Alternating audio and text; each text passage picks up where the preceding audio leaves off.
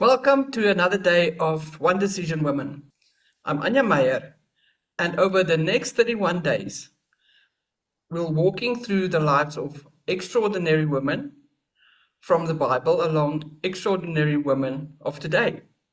Different stories, different journeys, different seasons, but one thing in common: one decision changed everything. So today we're going to meet Deborah. Deborah lived during a time when Israel was divided, discouraged and afraid. The people needed direction. They needed hope. Most of all, they needed someone willing to lead. Deborah was a prophet. She was also the only woman recorded as a judge over Israel. People traveled from all over the country to seek her wisdom because they trusted that she listened to God's voice. When the commander of Israel's army, Barak, was afraid to go into the battle, Deborah didn't take over. Instead, she encouraged him to trust God and step into his calling. Her courage inspired an entire nation. Deborah reminds us that leadership isn't about position. It isn't about titles. Leadership begins when ordinary people will say, "Here I am, Lord." One courageous decision changed the nation. Today I'm honored to introduce our one decision woman, Marianne. Like Deborah, Marianne has discovered that leadership isn't about perfection. It's about influence. It's about courage. It's about showing up even when life is difficult. Marianne, thank you for joining us today. I want to start off by saying thank you for inviting me to do this, and thank you for the compliment of comparing me to Deborah. It's we read about the women in the Bible, and we don't always know the ins and the outs. But what I do know about her um, is her wisdom and how she led people, and um, she how important the community and the nation was to her. And that is true in my life too. Okay, so who am I? Geez, how much time do you have? Short, long story, call it what you want. One of 8 children, raised as the daughter of a minister of religion, not necessarily the ideal way of growing up, where people in general put you on a little pedestal just because your dad is a dominee. That in itself um, is not an easy thing to go through, because you are made out to be something other than human, which is so wrong. So everybody else can do things wrong, but the minute that you do it wrong, just because of your dad's occupation, you are immediately judged in such an incredibly unfair way. At the time, when you're little, you don't really think about that, but as you grow up, I think I think there's a lot of, I don't want to overuse the word trauma, but I think there's a lot of that stuck still, and will always be. um, anyway, that's how I grew up, but I had a very happy childhood. Both my parents are still alive. As I said, I'm one of 8 children, huge family. I really had a good childhood. I was so fortunate. I've always had everything that I needed. I wouldn't say we've ever been rich or anything like that, but we've never been short. Uh, Unfortunately, in later years, I was in a very abusive marriage, which on a lot of levels um, could have been extremely detrimental, I think, because I consider myself lucky for getting out of it. Because, especially if you think about the fact that your subconscious can't distinguish between reality and fantasy. Everything that you are told and everything that you hear all the time, you start believing. And that is a spiral that goes one way. And I always look at very much generalizing now, marriages and relationships where abuse takes place, and how seldom a woman can actually walk out of that relationship or be strong enough to leave that relationship because of all the fear and the belief that I'm worth nothing or very little, because that's what I hear all the time. And it's not always in words, it's like in gestures and like, there's never that approval. So as you go on with that marriage or relationship, you start believing that you are what this person tells you that you are. And I very specifically remember the day when I realized that I'm worth more than the treatment I'm getting. And it took a while. I had an escape plan. Can you believe that somebody can have an escape plan from their spouse? Where I took my children and left, and the fear thereafter, because I was threatened. Everything that was normal at that stage was, when you look back at it, was so not normal. Anyway, so that is a period where, if I look back and I think to myself, would I want it any different? Would I have wanted it any different? For sure. I don't think anybody would want to go through abuse like that. But do I deny my past? Do I deny that it's ever happened? Hell no. Has anything good come out of that? Yes. I have a beautiful daughter that came out of that. And if it wasn't for that, I probably wouldn't be as strong as I am now.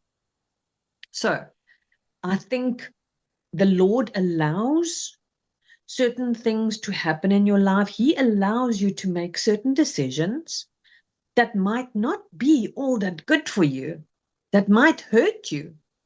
It's a decision that you make, because remember, we have free will. I didn't go into that marriage thinking it was going to be abusive. I'm getting married and I'm never going to get divorced. And, everything is like wonderful until it's not. So I believe that the good Lord uses things like that to bring out characteristics in a person and make you something that he can use to glorify him, because after all, that's what we are here for on this earth, is to glorify God. That in itself, that whole thing has left scars on my children, and in retrospect, the way that I handled it wasn't always right. My intentions were pure, but if I look back at it now and I'm thinking, maybe I shouldn't have been this strong woman that just goes, and like, and don't need anything from anybody, and I'll do it all myself. And that typical, again, trauma response. I probably, if I knew better, I would have done certain things different. But my point being that I have learned a lot. And if nothing else, that is an experience that brought me really close to God, because I had nobody else. And I'm saying that not blaming anybody else. I mean, my family, I have a wonderful family. We're so close, but nobody could help me in that situation. I could only help myself and my children. So that was a big thing in my life as well. On the business side of things, I worked for corporate. I worked in a corporate company for just about 20 years. And even though I got to a point where I felt like it's killing me slowly, because I'm an arty-farty and I'm a creative, and in corporate, you need to be who they tell you. You must look like this, you must talk like this, you must dress like this, you must drive this car, because image is such a big part of it. And that was killing my soul a little bit. So I came to a point where I had enough of that. But my superpower is that I can make something out of nothing, it's a huge gift that I got from God. I can make something out of nothing. I've always said to people, I don't believe that I will ever be, I don't want to say that because it's going to sound judgmental, but I will never be on the streets because I will always have something to start making money with because I'm creative. That's one of my strongest things. And I truly believe that that's one of my gifts that I got, to make something out of nothing. So, and I've done it so many times. When I went out of corporate, I had no backup, but I started something and I built it up. Then COVID happened or threatened, and I realized, eek, I'm not going to be able to pay my rent because whatever I'm selling, nobody's going to buy. And then 2 days before lockdown, I started a new business, which carried me for probably about 4 years after that. 2 days before lockdown, making something out of nothing. And then in 2024 was quite a tumultuous year, if I can call it that, in good ways and bad ways. I had a really successful deli and coffee shop, but I was invited to an international food and drink festival with my one company. I should say myself and my fiance's company, and we suffered a huge loss with that specific event, this festival. And we just never recovered because of the timing as well. It was in May. Then winter happened. People didn't visit in winter. They don't want to. Anyway, long story short, towards September, October in 2024, I said to Rian, my fiance, we need to make a call. But also, in the beginning of that year, actually the end of the previous year, 2023, December, I want to say, if you've never seen a miracle in your life, then believe you me today, the way that I tell you that the good Lord makes miracles happen. And one of them was the fact that my children, my son and my daughter-in-law and my two grandchildren, moved to George, where the rest of my family was. I've always wanted to go back to George, but I couldn't because my children were there and my grandchildren. And let me tell you, grandchildren is a different love. It's a different love. But when they decided to move to George in the beginning of 2024, I was still up in Joburg. And then all of this happened, the loss in the business, and we couldn't recover, and it was up and down. Eventually, I said to Rian, I'm not going to be here for another year. I went to visit my children, and I came back and I said, I'm not going to be here for another year. I'm not staying here. Towards the end of that year, when then started looking at businesses, there's my deli and my coffee shop, we closed down and we walked out of there breaking even. We didn't walk out of there with huge debts and things like that, which is just miraculous in itself. And then beginning of 2025, I moved to George and Mossel Bay, bought a business in Mossel Bay, lived with my family most of the time in George until Rian could move down in April this year. I wanted to say something specific now about that. Obedience. I think that's one of Deborah's big things as well, is obedience, being obedient to God. And that has never been something that I consciously even thought of, being obedient to God. It's sort of okay, well, that should have sort of be part of the part and parcel of, believing in God as being obedient. It's not. It's not always, we are not always obedient. And when I started praying towards the end of 2024 to come down to the garden route, I said, Lord, I'm a daughter of the King. I'm not supposed to have no money. I'm not supposed to live on the breadline. I'm not supposed to struggle like this. I know this is not what you want for your children. And I want abundance. And I want a business at the coast, and I want to move closer to my children. And I heard, obey me. I was like, and in my mind's eye, it's going to sound stupid, but I was a smoker for 28 years. And in my mind's eye, I saw my packet of cigarettes and my lighter. And I'm like, surely not. Surely this is not what we are talking about here.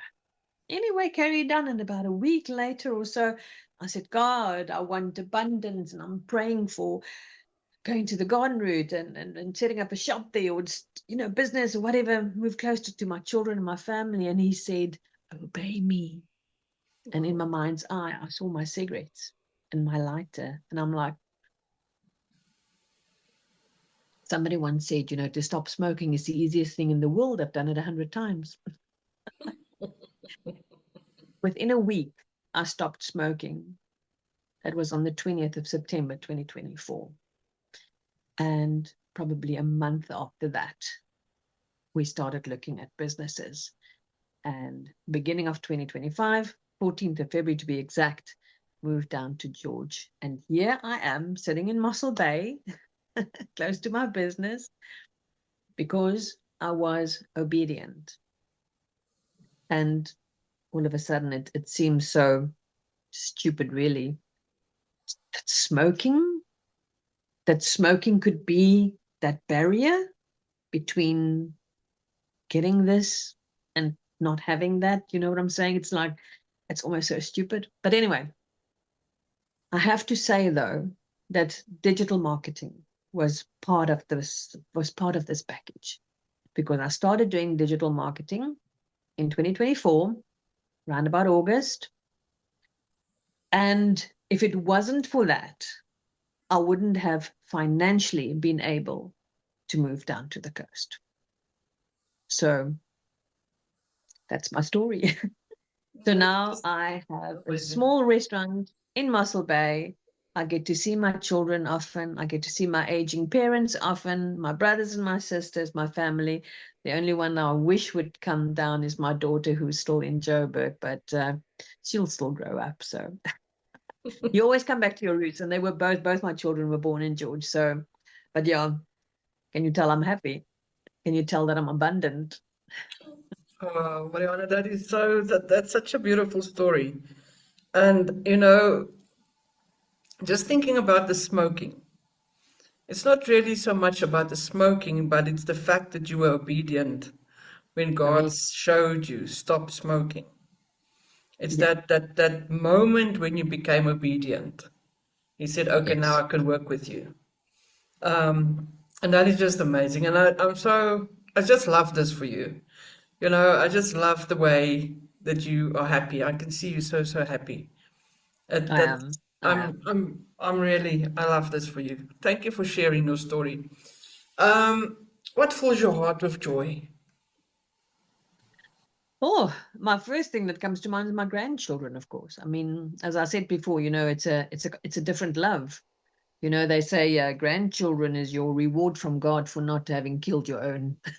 And a lot of people say having teenagers puts in perspective why certain species eat their young. I'm joking. I'm joking. I, of course, adore my children. My children have turned out so amazing. My children have turned out to be adults who actually want to spend time with me. We I absolutely adore them, and of course they have their faults. We all do, but I don't only love my children. I just really really like them too.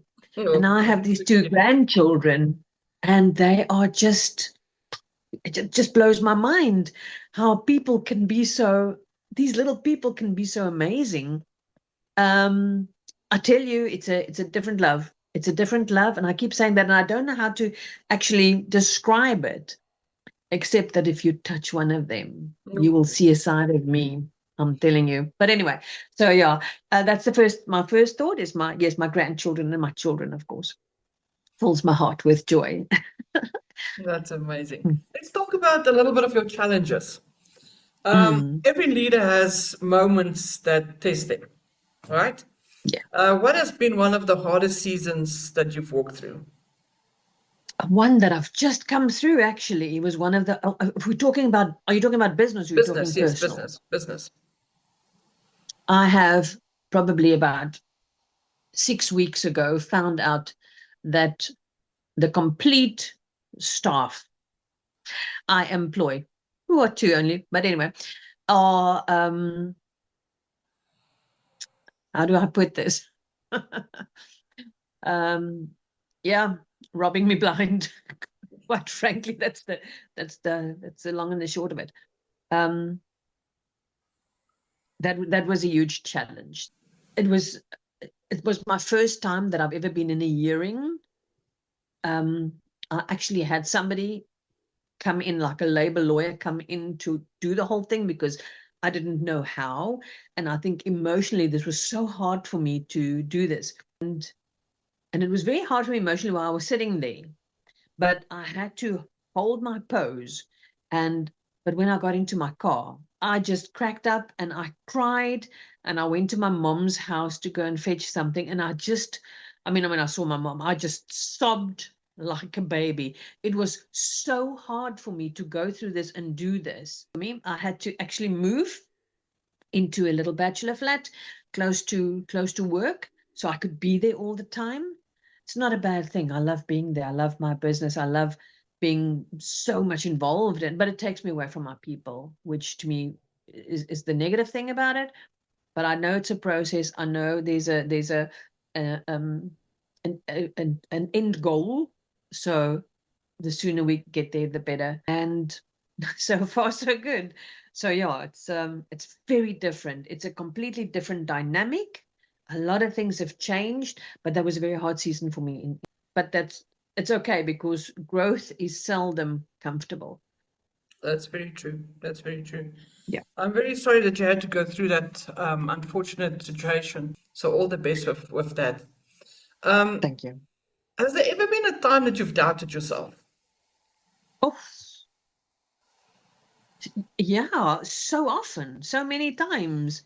I would say that um I remember specifically at university, there was a time where I doubted myself. When I was married, I mean, that was a constant thing. I constantly doubted myself because, again, all I heard was how I was not good enough, how I was not sufficient enough, how I was not quite making the grade. So of course, yes, I doubted myself. And with things like these in business, you doubt yourself every single time. Did I do the right thing? Did I appoint the right people? Was it the best thing to let these other people go? Like, of course, you doubt yourself all the time. However, I don't believe on dwelling on that, because once you start dwelling on I'm doubting myself, then again it's going to go one way, and that's downward. So you can't get stuck on that. But yes, absolutely, I've doubted myself so many times in my life. And how did you overcome that? What do you do when you're in that doubtful state of mind? What do you do? I think if I have to think about my how personally I do things, and I'm not just saying that, but my God is my everything at the moment. We before we started this recording, we spoke about the women of the Bible, and one of the things that I said to you is that I often, when I pray to God, I'm like, thank you that I can be at your feet and touch your hem, because that's where I get my energy, my power from, my healing from. And often I don't want anybody else around me. Then I want to be alone with him, because that's where then I can be with him, and maybe just get everything out, and maybe just hear what he says to me. Yeah, Just pour yourself that's out. my testimony. Mm, Just pour yourself out in front of him. It's so profound that you are absolutely. mentioning the touching of the hem of the garment, because that's absolutely my go-to place as well. I absolutely, I can resonate with you where I can just fall to my knees and literally just feel I'm hanging on to that short little hem, and that's all I need just to get up from the floor again. So thank you for sharing that. Let's talk about leadership. Deborah led people through wisdom rather than fear. When did you realize people look to you for leadership? I don't think when you're there, you think of it in terms of leadership. But people have always come to me for advice. For as long as I can remember, people have come to me for advice, or they felt comfortable enough to come and sit with me and tell me their story. And I also think it's a type of safety where people feel safe with you. You know, I that think so. quietly. Yeah, I suppose that people trust you, and Mm. then and to me that's a huge compliment with my family. That's why I want a business. Was it one moment?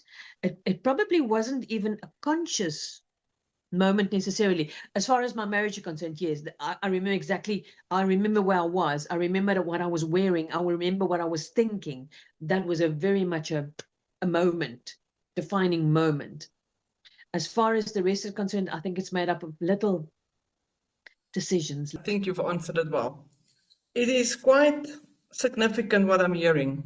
You're the third person I'm now interviewing.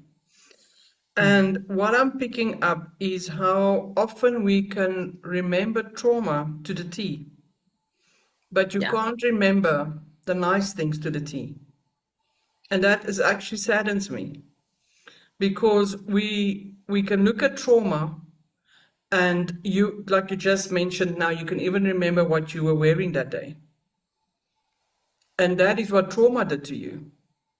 But all the nice things that's actually built up, we can't remember the smaller details. What I want to say about this is for a short period of time, I worked with somebody who's now a really um, great friend of mine. She was a business consultant, and I worked in her company. She, at that time, um, moved to the States, and I stayed behind. And with actually her ex-husband, we started, well, carried on with her company's work.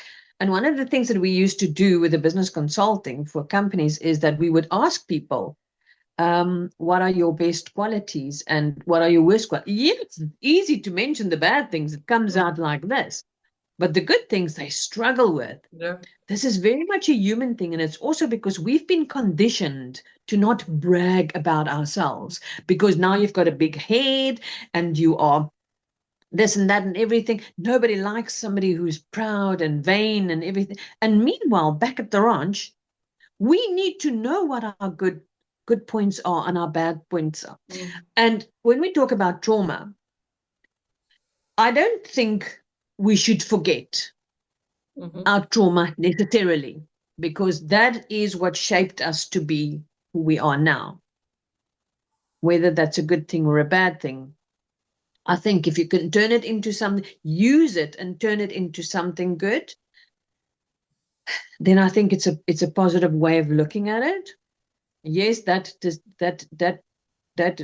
defining moment when I realized that I was worth more than the treatment I was getting was a defining moment. It was in the middle of the trauma, yet it was a positive thing.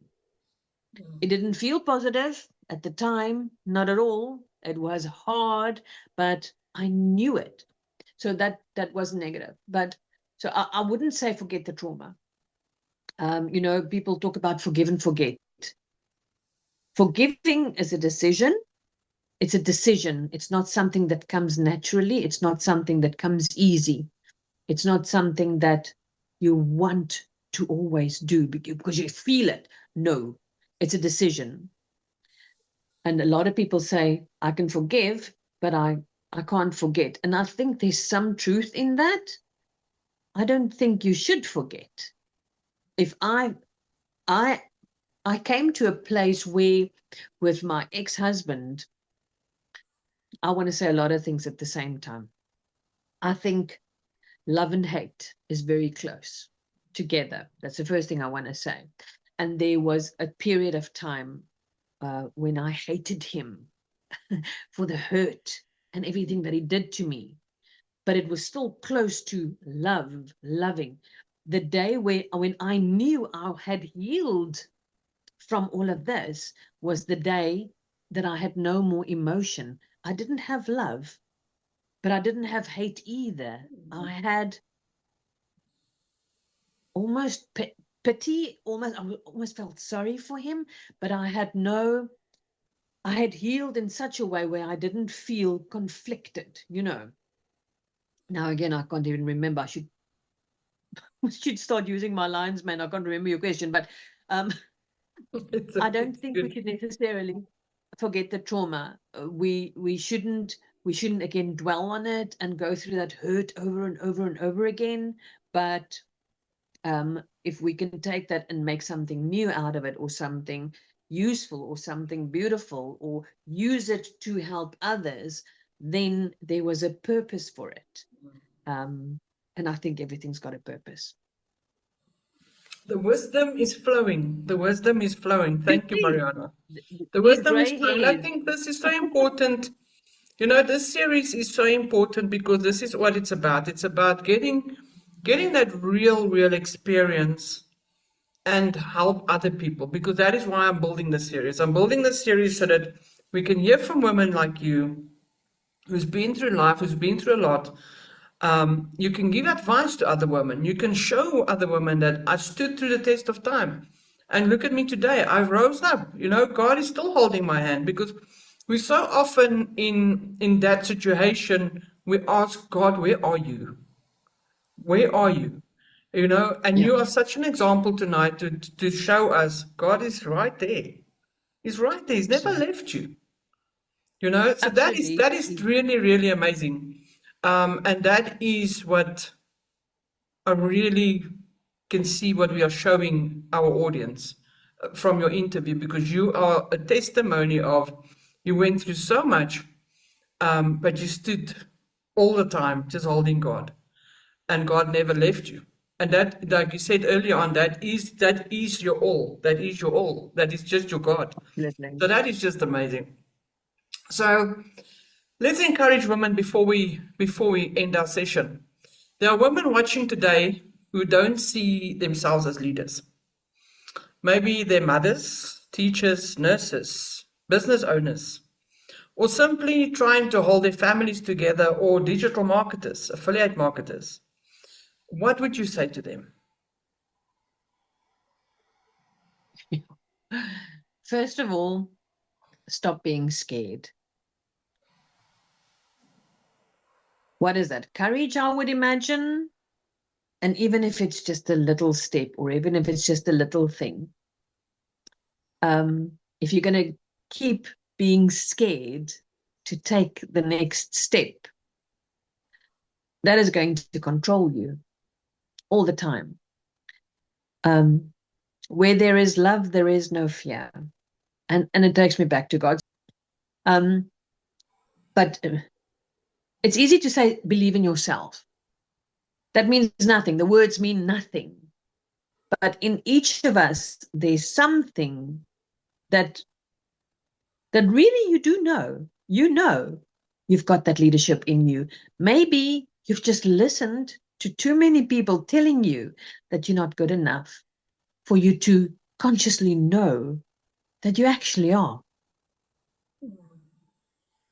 I remember once with this business consulting company that I worked for, we sat in, I had this bunch of students. It was at a very famous golf resort. And I said to the one lady in front, I said, if I told you today that you are fat and ugly, what would you say? And she was like, that would really, I said, but is it the truth? She says, no. I said, why do you let it affect you if it's not the truth? If it's not the truth, why are you feeling hurt? We should stop listening to outside people, things, media, the world out there to determine who we are. We know inside ourselves who we really are. Stop listening to everybody else telling you that you're not good enough because you're not thin, or you don't drive a flat red car, or something like that. Stop allowing society and people to tell you that you're not good enough, because you are wonderfully and fearfully made in the image of the only living God. I get goosebumps when I say that. So why would anybody else's opinion of you determine your life? You know inside of you there's something. Stop the fear. Stop listening to all the outside noise and take that step. And I'm saying that specifically, like, we're all scared to be scammed and everything like that. You know, we all, of course we are scared of losing our money. But even if it's not about something that involves finances, but take that next step, because that's the only way you're going to grow and become a leader and become confident in yourself. The other thing I want to say is change your language. Change the way that you speak about yourself or about others, but mainly about yourself. Stop telling yourself negative things, even in jest, even if you're joking. Stop that, because your body, your subconscious starts believing that. And the more you hear that from other people, or an abusive partner or husband or whatever, and the more you hear it from yourself, the more you're going to believe it. And whatever you believe determines the way you look at the world and the opportunities that you attract and the things. Perspective is a magic thing, I tell you. It's a thing that can change something completely. But if you have the right perspective, you will see things that you wouldn't see if you didn't believe in yourself. And if you grew up with more trauma than I did, then believe me today if I tell you that you know you've got something inside of you. Stop listening to the noise. Stop listening to society that tells you, be yourself. Oh, but just not like that. Stop doing that. Stop listening to everybody. Stop believing everything that everybody else says, because you don't conform. Thank you so much. Can edit it out. We're getting to the end. Quickly tell me, what would you tell the younger Mariana today? What advice would you give to Oh, her? being plump is okay. That's the first thing. Um, you can do a lot of things better than any other guy can. What would I tell the younger Marianne? I don't even know what to say. Share. Whatever you have, whoever you are, share it with other people. It's okay, because as much as you're giving, that as much you are receiving. Hand-me-downs are okay. You don't need new stuff. Hand-me-downs are fine. Yeah. Funny. I don't know what else. I love that. I love that. Okay, we Mhm. are going to just do a couple of quick fire questions. Coffee or tea? Mm. Tea. I'm a Mor- teapot. Morning or evening? Morning. Favorite place to recharge? Specifically at the moment, at the point in Mossel Bay, which is really the point at the end of this piece of land that we're living on, and it's just a beautiful place. It is. Favorite Bible verse? Say again, sorry. Favorite Bible verse?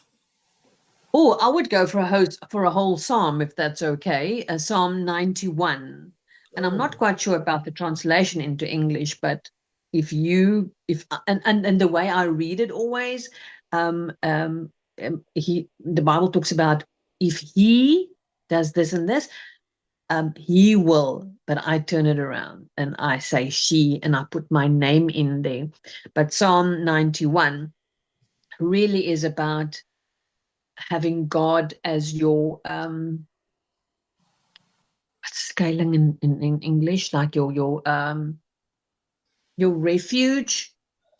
And if you call him the Almighty, then he won't allow you won't die, and you won't see, you will see the pests and the death and everything, but it won't happen to you, because you are comforted and you are protected under his wing. Yeah. Psalm 91. I love that. What is your favorite worship song? But that one specific song, you are holy, da da da da da da da, you are holy, holy, like there's nobody else like you. That is my favorite. Anyway, yeah, for now, that's the moment. That is just beautiful. That's beautiful. Mariana, what makes you laugh? Oh, my stupid grandchildren when they tell me jokes. Now, you know what makes me laugh? My grandson is now 12. So he's now at the stage where it's not cool to have Oma drop you off at school, you know? It's not cool to kiss your dad anymore, things like that. So we have a good laugh. I love good humor.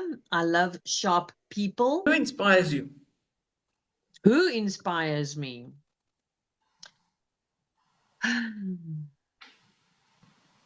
Who inspires me? People who